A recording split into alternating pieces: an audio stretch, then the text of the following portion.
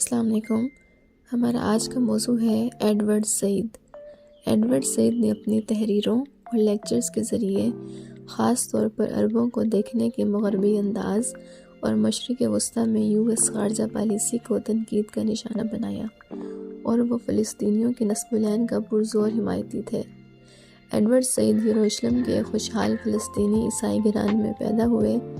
1947 میں فلسطین کی تقسیم ہونے پر ان کا خاندان قاہرہ مصر چلا گیا۔ انہوں نے امریکن اسکول اور وکٹوریہ کالج قاہرہ میں تعلیم حاصل کی۔ 1957 میں پرنسٹن یونیورسٹی سے ڈگری لینے کے بعد ہارورڈ یونیورسٹی میں انگلش ادب پڑھا۔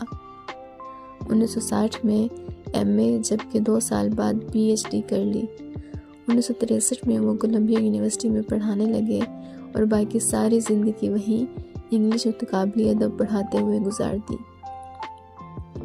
ایڈورڈ سعید اپنی کتاب اورینٹلزم کے لیے خاص طور پر مشہور ہیں، جبکہ دیگر تصانیف درج ذیل ہیں، جن میں culture and imperialism, reflection on exile, covering Islam وغیرہ شامل ہیں۔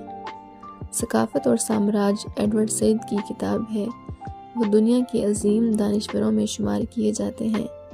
کتاب کا اصل متن انگریزی میں ہے، جس کا بامحاورہ سلیس اردو ترجمہ یاسر جواد نے کر کے اہم علمی فریضہ سر انجام دیا۔ کتاب ثقافت اور سامراج میں کل 4 ابواب ہیں۔ پہلے باب میں علاقوں اور تواریخ کا تانا بانا اور اس کے متعلقات کے بارے میں بتایا گیا ہے۔